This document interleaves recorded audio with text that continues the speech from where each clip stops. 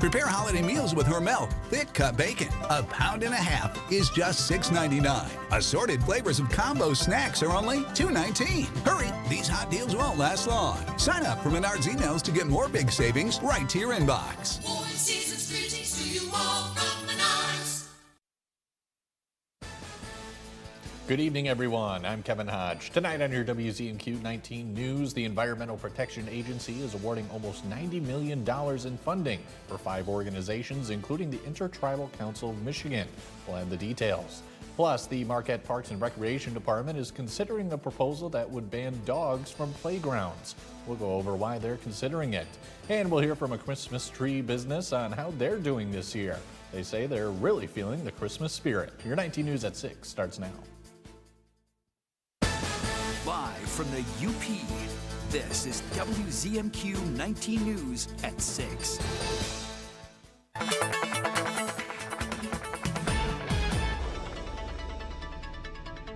Cloudy skies here for the Marquette region for tonight. As we head toward daybreak, probably see some snow showers start to develop as we get some colder air and a little bit more unstable air as well. And you can see here with the snow icons, I think a lot of you will be seeing at least some light snow. Nothing heavy, no big squalls here by daybreak. Just watch the roadways early tomorrow morning as temperatures tonight fall into the middle to upper 20s. Rest of the forecast later in the show. Kevin? Tom, thank you. The Intertribal Council of Michigan is one of 5 organizations set to receive funding from the Environmental Protection Agency.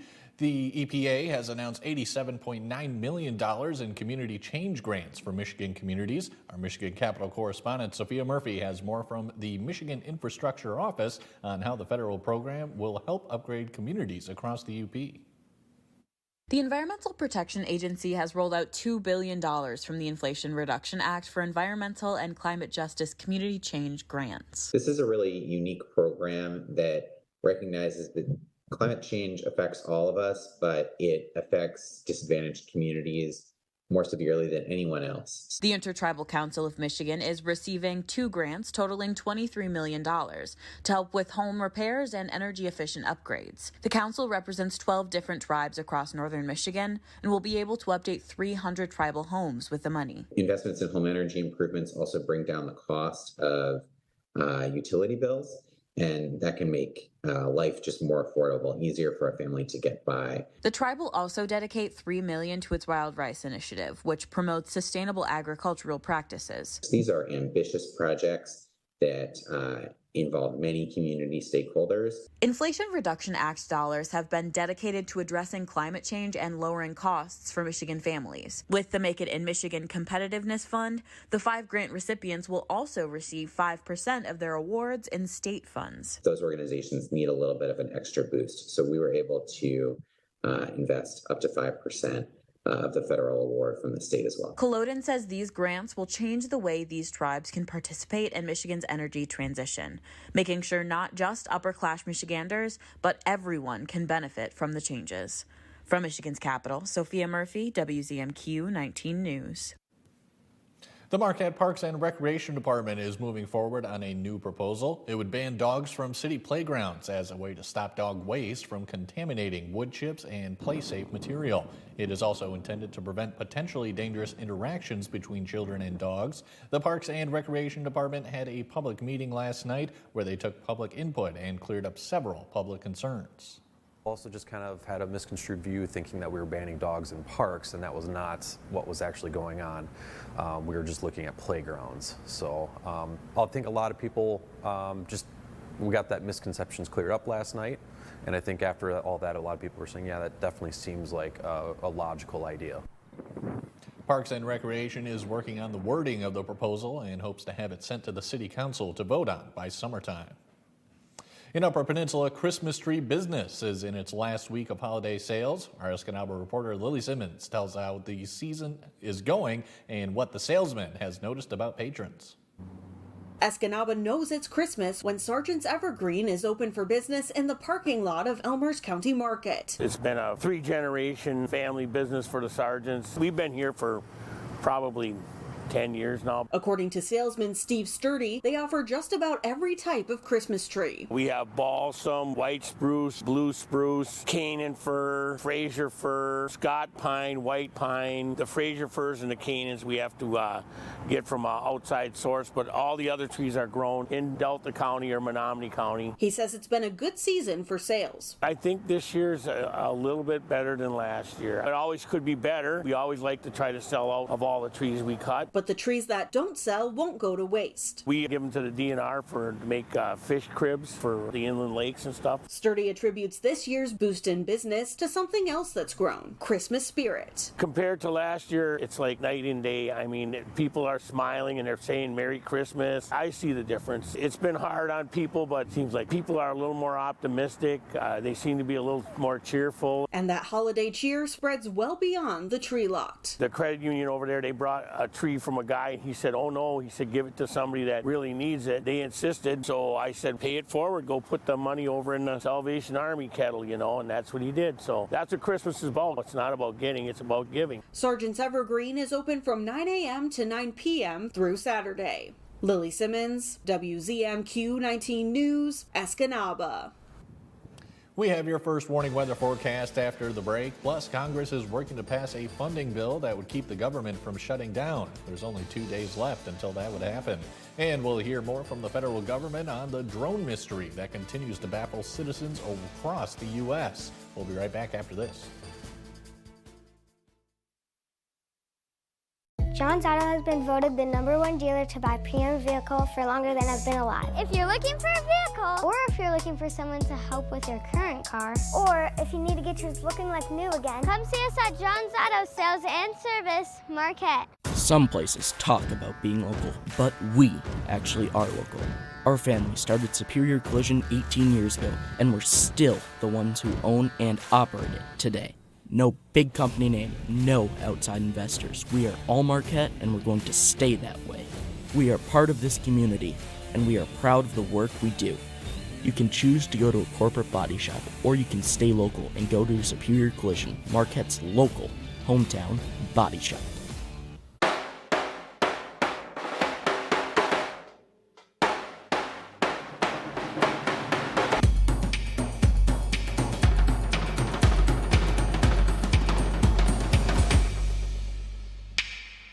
Direct. Don't you ever look up at the sky and roll your eyes. You hear me? Yes. Yeah, good. He holds the line. I resent it, and I resent you for doing it. Mathis Court is in session. Weekdays on WZMQ CBS. Is your parents' car sounding funny? Do you hear any clunks, rattles, squeaks, or leaks? Tell them to call John's Auto Service Department for fast, friendly, and affordable service. Come see us at John's Auto Sales and Service, Marquette. Tonight's weather is brought to you by Shunk Furniture. At Shunk's, there's Black Friday specials in every department, but hurry for best selection. There's Black Friday specials on Smith Brothers sofas and chairs. There's Black Friday specials on Flex Steel sectionals, sofas, and chairs. There's Black Friday specials on Amish dining room, too. There's Black Friday specials on Lazy Boy recliners, too, the lowest prices of the year. And mattresses, there's Black Friday specials on Tempur-Pedic, Stearn & Foster, Sealy, and Serta. In our clearance center, there's big discounts on Ashley furniture. Shop Shunks today.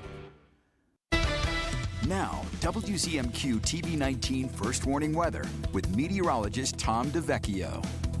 Checking things out, as we mentioned earlier, some flurries tonight, maybe a little bit more steadier snow toward daybreak. We'll be looking toward colder but not frigid temperatures over the next couple of days, with more snow showers likely. Some of you in the snowbelt areas outside of Marquette might see some decent amounts, but Marquette itself, I don't expect a lot here. We talked about the Christmas forecast yesterday, and that's far in the future, but you may already have your Christmas tree up. Let's go a little bit about safety here. 1 out of every 4 Christmas tree fires are due to the tree being too close to a heat source, maybe a vent or perhaps the fireplace there. Keep trees at least 3 feet from your heat sources, including the vents. Water daily. This is obviously if you have a real tree there, water it daily because it can dry out very quickly. Winter air is naturally dry. You add a furnace heat and it gets really dry indeed. Have smoke alarms and extinguisher nearby. Now, the other thing you have to worry about, electrical failures. 1 out of every 3 Christmas tree fires are due to electrical failures. Limit strands to 3 or less on one line.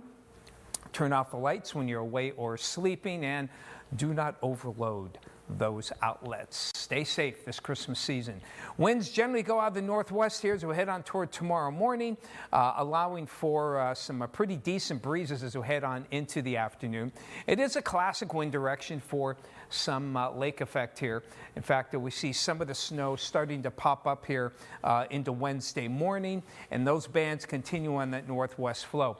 Now, the air isn't super saturated or really super cold, so that's why these bands aren't really totally big time here. Now, another warm front's going to come in. That could bring some more substantial snows on Thursday. We'll have more on that tomorrow. In the meantime, snow outlook into tomorrow morning, maybe up to 1 inch in some spots. And snowball there is 1 to 3 tomorrow. Marquette, at best, 1 inch of snow by the end of the day. So the forecast here for the Upper Peninsula, light snow and flurries, particularly toward daybreak. Temperatures falling into the mid to upper 20s into the day tomorrow. We'll have more snow showers, lake effect snow showers as well. You saw the snow amounts. And as we head on toward Thursday into Friday, decent chance of snow showers, flurries on Friday. Saturday, first day of winter. Hello, it's cold, but not a lot of snow here. Get some sunshine around and an increase in those temperatures as we head into the middle of next week, getting above freezing by Christmas Eve. Thank you, Tom. And coming up on your 19 News, police are still looking for a motive surrounding the Madison school shooting yesterday that left 3 dead, including the shooter. We'll have the latest when we come back. Hi friends, Richard Karn here. Now I'm known as the guy who can fix just about anything, but the technology in most appliances requires very special training to fix. And that's why my family has Choice Home Warranty. Choice Home Warranty covers over 25 major home systems and appliances. That's your AC, heating, plumbing, kitchen and laundry appliances, and so much more. Imagine for less than a cup of coffee a day, Choice Home Warranty can help protect you from expensive major system and appliance breakdowns that your homeowner's insurance doesn't cover. Call Choice Home Warranty now and get access to a nationwide network of over 15,000 technicians and the latest appointment setting technology so you'll know when they're on their way. So, do what this old DIYer did and call Choice Home Warranty now before something breaks down. Get protection for your heating, AC, plumbing, kitchen and laundry appliances, and more. Call for your free quote today. Call in the next 5 minutes and get your first month free. 800-418-1754. 800-418-1754. My moderate to severe Crohn's symptoms kept me out of the picture.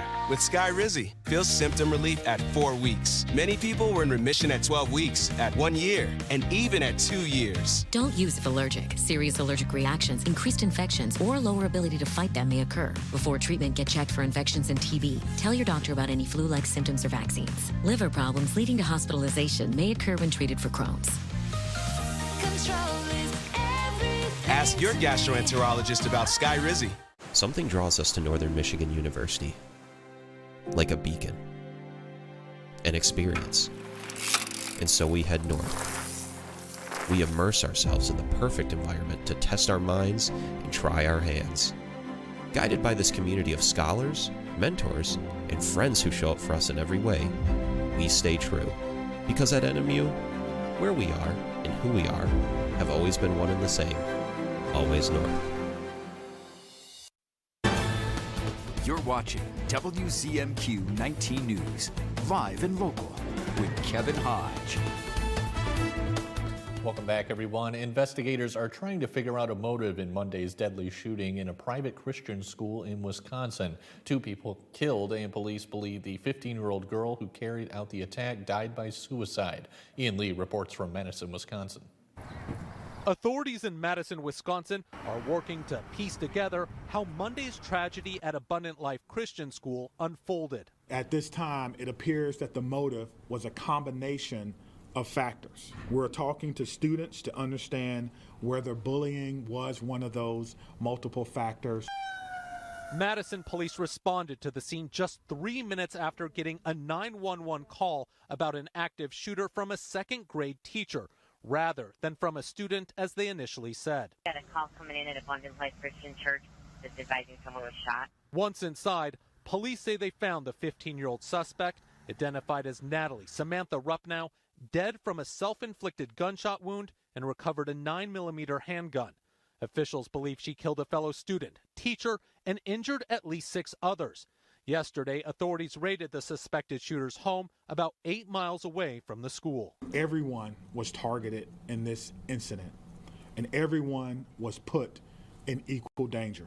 As the investigation continues, students are recounting what happened as the shooting unfolded. Nora, a second grader, said she heard a teacher screaming for help. I was really scared and I was really sad. Her father waited hours to be reunited with her and her brother, who is also a student there. Seeing 10, 12, 15 ambulances really scared me, thinking that one of my children might be the one. Tuesday, bus drivers and school monitors placed flowers at a growing memorial. It's a sad situation, and we're going to, keep the community uplifted, keep the faith. Police say they're working to determine if a circulating document was written by the shooter and are examining other material taken from her home. Police say 2 of the injured have already been released from the hospital. A candlelight vigil is scheduled tonight in Madison following the shooting. The clock is ticking for Congress to pass a stopgap funding bill that will keep the government open. If members can't reach an agreement within the next couple of days, the government will shut down. Our Washington, D.C. correspondent Rachel Knapp joins us live from the U.S. Capitol. And Rachel, what's the latest on this? Well, good evening, Kevin. So things can move either pretty quickly or pretty slowly here within the halls of the Capitol. We just got wind that just a couple minutes ago that there could be potentially a finalized version of this continuing resolution, which is known as a CR, or that stopgap funding measure that you mentioned. But of course, Kevin, it's going to take some time for members to look over this because it's not going to be a simple 1 or 2 pager. It's definitely going to take a couple of hundreds of pages. The Speaker says that they are aiming to make sure that this measure will fund the government through mid-March. Now, the text of the CR, of course, to our knowledge at least, has not been yet made available to some members here, but we do believe that it could include additional dollars for agriculture and disaster relief. Now, when the government shuts down, many essential services like public safety will not be impacted, but national parks and monuments, federal museums, air traffic control, federal research projects, and other areas would be impacted. Now, members that we spoke with say they don't want the government to shut down. We have an obligation to keep the government open. We need to make sure our troops get their paychecks, our Border Patrol agents get their paychecks, the VA employees, the nurses, the doctors, that they continue to be compensated for their work and keep the government that we pay way too much for functional so that the American people don't suffer. But I'm hoping that we can get there, even if it's in the last couple of hours, and get a deal that can actually be voted on, can actually get enough votes. So that people can leave here knowing that at a bare minimum, the government will be funded. Now, Kevin, the members that I spoke with, they are eager to not only see this legislative text, but of course to finalize it, because the deadline to finalize it before a shutdown is this Friday at midnight. Reporting live for WZMQ 19 News, I'm Rachel Knapp. Kevin, back to you. Rachel, thank you very much as always. Federal lawmakers and local officials across the East Coast are demanding answers and more transparency from the federal government after several unidentified drone sightings in recent weeks. Our other Washington, D.C. correspondent Brendan Scanlon has new details on what lawmakers are doing to address the issue before they leave town. Another drone. Weeks after the first sightings of mysterious drones in the skies over New Jersey, residents, local officials, and federal lawmakers across East Coast states are still demanding answers. There's a real alarm in the public right now, and rightfully so. They have every reason to be concerned. I think the administration owes us answers right away. This week, the Biden administration trying to clear the air. We have gone through 5,000 some odd sightings. We have added detection capabilities to the region. We've even sent up visual observers.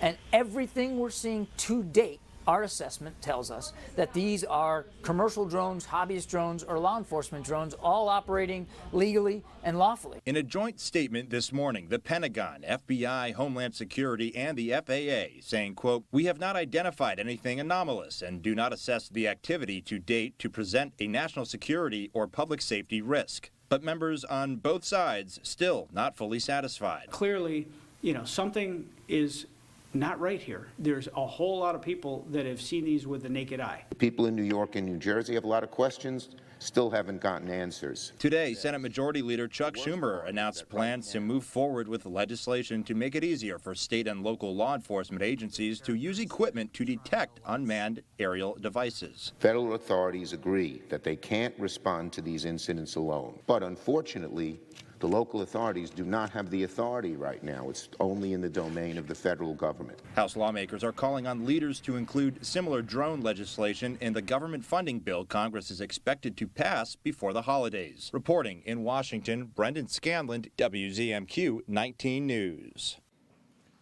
Mike Ludlam has your look at sports after the break. After 25 years, the head coach of the Negaunee High School football team is retiring, and we have the winning wrestlers following the 50th Marquette Challenge this past Saturday.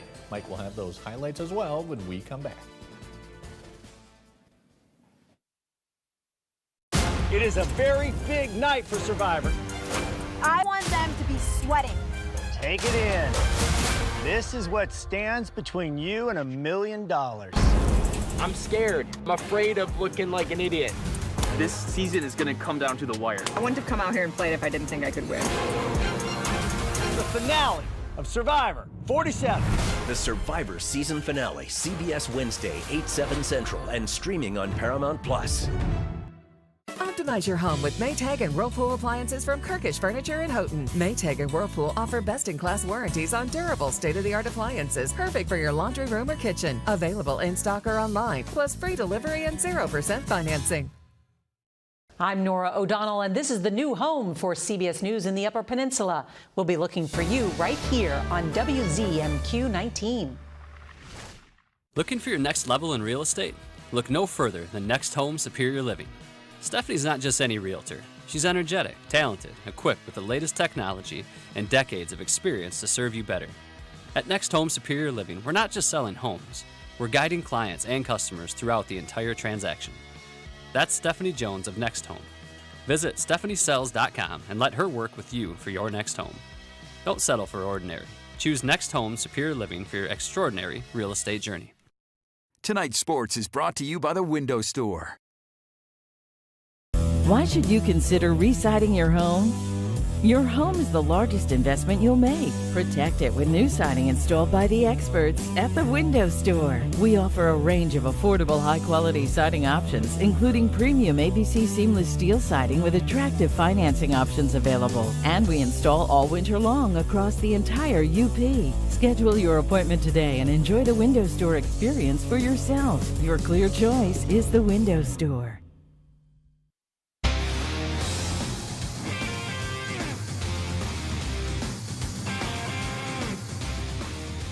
Good evening, everyone. The Negaunee High School football program has had two head coaches since 1968, Dick Koski and Paul Jacobson. Jacobson has announced his retirement after 25 seasons with the varsity and 8 more as an assistant coach.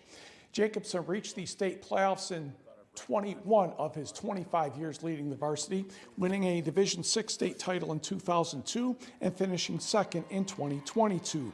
He won 191 games, which is more than 70% of the games he coached. Jacobson says one key to his success is having his high school coach around for advice when needed. Koski, Coach Benetti in high school. Coach Koski was a huge mentor. Learned a ton from him. Just about relating with people, not just football. I've been blessed with good people around me. We've had a good staff forever, whether it's Jeff and my brother that worked with me now, and Sam Gillis, Mark Marana. Dick did some time with us as well. And my JD crew we've had forever with Kevin Bell and Kyle Bell and Andy Skews and Andrew Macario. Kids haven't changed. We got good kids here in Negaunee, and we've been fortunate just to have a good run of good kids throughout the years. Jacobson was inducted into the Michigan High School Football Coaches Association last summer. 2 Upper Peninsula wrestlers were crowned champions at the 50th Marquette Challenge. Both winners had dramatic finishes. At 132 pounds, Tegan Ray of Kingsford is in the white against Pulaski's Brock Ambrosius. First round, Ray gets a takedown. There is a new scoring system this season. A takedown can be worth 3 points and a near fall can be worth 4 points. Second round, Ambrosius takes the lead on this maneuver. Ray suffered an ankle-related injury, but he would hobble back to the circle for more action, trailing by the score of 4-3. And as you can tell, his ankle was not doing very well. However, he fired a couple of takedowns. This one led to a near fall and 4 points. He had a 12-3 advantage at the end of the second round. Ray kept that momentum going into the third period with another 3-point takedown. Ambrosius scored a 2-point takedown later, but Ray won the 132-pound division with a majority decision, 14-6. We would have liked to interview Ray after the match, but he was taken to the hospital to see how serious the ankle injury was. At least he'll have some downtime over the holidays for healing. Meanwhile, at 215 pounds, Sault Ste. Marie's Cody Russo is in the blue and white against Pulaski Sawyer Blasick in the final. The match is in overtime, and it appeared Russo ended it. The referee said no, and the coaches were not happy. But about 15 seconds later, Russo earned a 3-point takedown to win this division 4-1. Russo said it just came down to grinding. Takedown, need to stay active, need to not get a stalling, just keep moving. You didn't have a chance to relax at all, did you? Nope, but we trained for this. I trust my coaches, I trust my training, I trust myself, so, we just keep going. We got to see the match through. 3 other wrestlers from the UP finished second at the challenge. Evan Asakainen of Negaunee at 106 pounds, North Central's Cooper Rabb at 126, and Denny Manier of Iron Mountain at 150. Granville won the team title. Michigan Tech has a couple hockey players of the week from the Central Collegiate Hockey Association. Steven Sardarian and Logan Morrell are the offensive and rookies of the week. And in basketball tonight, Michigan State takes on Oakland. That is in the Detroit area. We'll try to have some of that action for you on your 11 o'clock news. Kevin? Sounds good, Mike. Looking forward to those highlights. And don't go away. Tom DeVecchio has your final look at weather when we come back.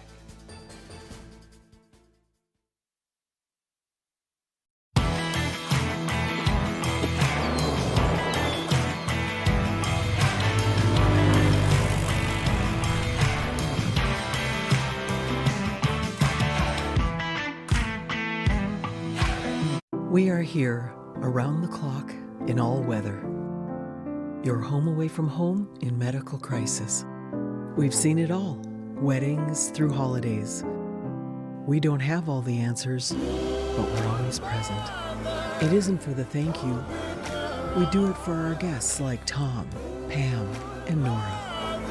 And your support brings warmth and comfort to families in need. Please donate today and help us make it home. We're gonna make sure this never happens again. My team is ready for anything. Let's do it. Saddle up, people. You're good. You're very good. Let's light them up. We're here to help you. We're not going anywhere. Good work today. The FBI's are all new tonight on CBS and streaming on Paramount+. My first experience was probably 15 years ago. We have a 98 Ford Explorer, and we bought from a previous owners, only had it like maybe 7 years, and there's not a spot of rust on it. The previous owners had it undercoated by auto owners. This vehicle, we just had the undercoating here because up here in the UP, our winters are harsh, and if you have a nice automobile, you want to keep it nice. The staff is amazing, super friendly, accommodating, they're awesome. Definitely recommend auto owner. Running my business, I'm always worried about managing logistics. The last thing I want to be concerned about is our banking. That's why I use First Bank. They make it all about me.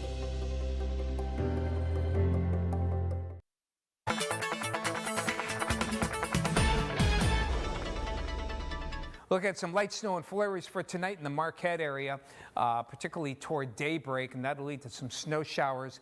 No more than an inch for Marquette. Snowballed areas to the east and out toward Lake Superior shorelines, about 1 to 3. We'll keep a decent chance of snow showers Thursday with some light accumulations, flurries on Friday. So head toward the weekend. First day of winter Saturday. Looking like some flurries and cold. After a cold Sunday, we warm up to the mid-30s by Christmas Eve. Kevin? Tom, thank you very much. And coming up later tonight, 2 Escanaba City Commissioners are taking part in their final regular meeting before the replacements take over. We'll talk with them about what they're most proud of while serving in their positions. And that's all we have for now. More coming up tonight at 11:10 Central. We'll see you then.